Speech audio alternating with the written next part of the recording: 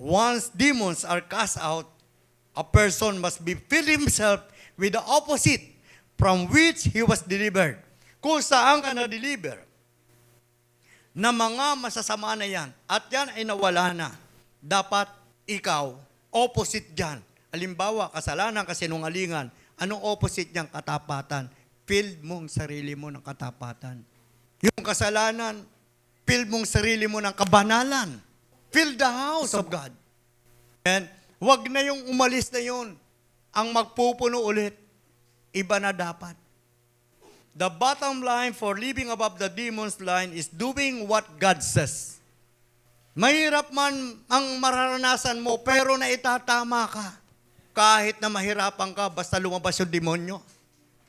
No destroyer can touch us when we experience a spiritual heights. Amen? Hindi ka na pwedeng i-touch pa ng demons kasi nasa mataas ka na. Kagaya ng mga snakes and scorpions, sila ay mga demons. At ang sabi ng Panginoon, meron kang authority. Pero kung wala ka sa spiritual heights at hindi ka umaabot ng 10,000 feet na distansya sa kanila, kaya ka pa niyang abutin. Kailangan lumayo tayo ng lumayo para lumaya tayo. Kung hindi ka lalayo sa demonyo, hindi ka lalaya.